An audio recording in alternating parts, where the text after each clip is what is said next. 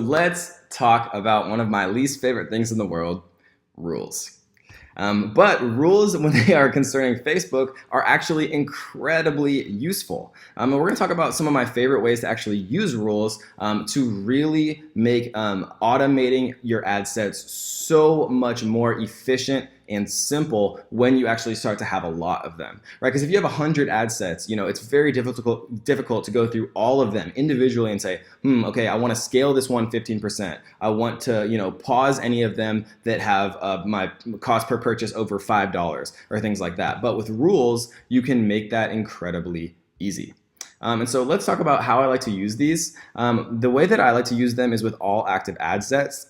And you can do this a couple of different ways. The two main ways that I like to use it are turning off ad sets and adjusting the budget. For the first one, we're talking about turning off ad sets. So what we're going to do is, if we want to make sure that we turn off any ad sets that are getting a little bit too expensive, we first have to establish what our kind of acceptable cost per purchase is. So let's say that we're selling, Bluetooth headphones on Shopify, and we realize that, okay, our profit per sale is about $5. And so if we want to turn off all ad sets that are our cost per purchase, right? And when I say cost per purchase, I mean the amount of advertising dollars that we're giving Facebook in order to get one purchase, right? So the amount of money we're spending on ads to get one purchase in return. So if our cost per purchase, and I like to do cost per website purchase. Okay, so down here in website conversions by Facebook Pixel, I like to do purchases. So this means that we're going to turn off all ad sets if the conditions match the following.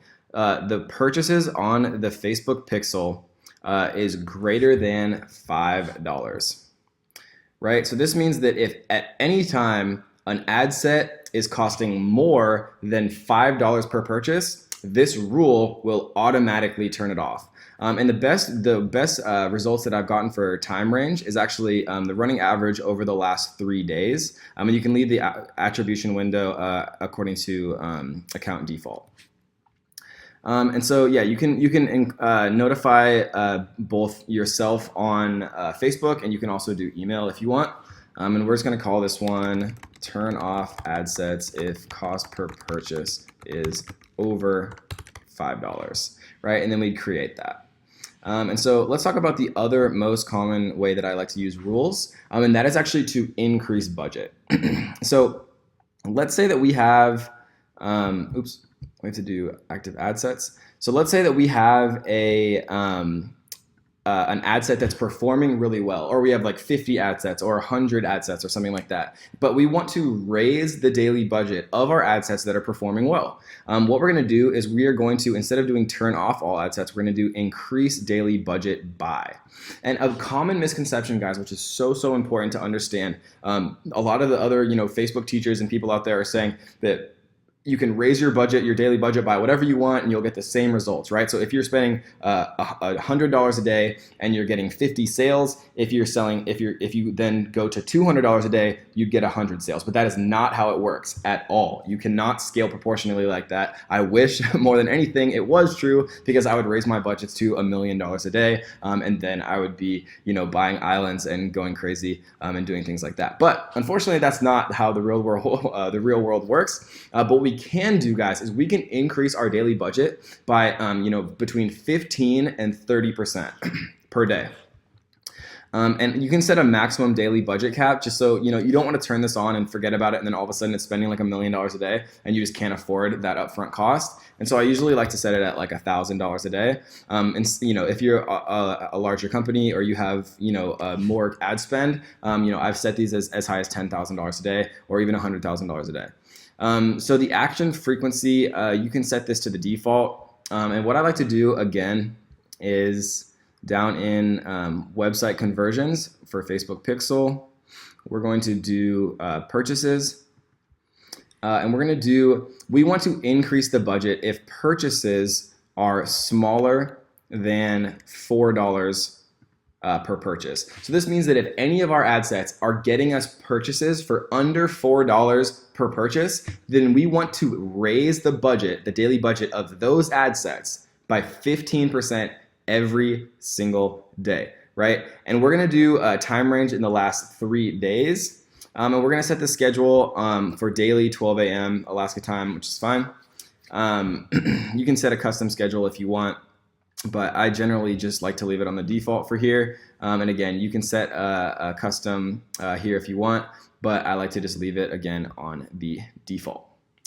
And so what this allows you to do, guys, is it kind of takes out a lot of the manual work, because humans are, computers are really good at some stuff and they're really bad at some stuff. Humans are really good at some stuff and they're really bad at some stuff. Humans are really bad at performing the same tasks at the same time every single day because people are busy, they get caught up, whatever. So this takes out a lot of the kind of human element of it, and it allows you to actually increase your daily budgets automatically. And this is such an unbelievably beautiful kind of way to really scale without having to constantly monitor your own stuff. And the action frequency, sorry, I made a mistake when I said that earlier. The action frequency for the increased daily budget buy, I actually like to do once daily, because I've generally found that if you increase your daily budgets by 15 to 30%, 30% being kind of the max, I generally like to do, between 15 and 25. I've just found that that's by far kind of the best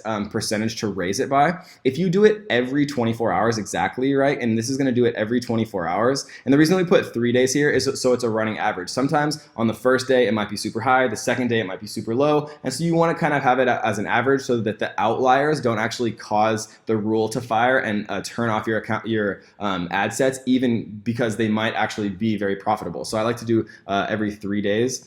This is the number of days of data you'd like to apply to your rule.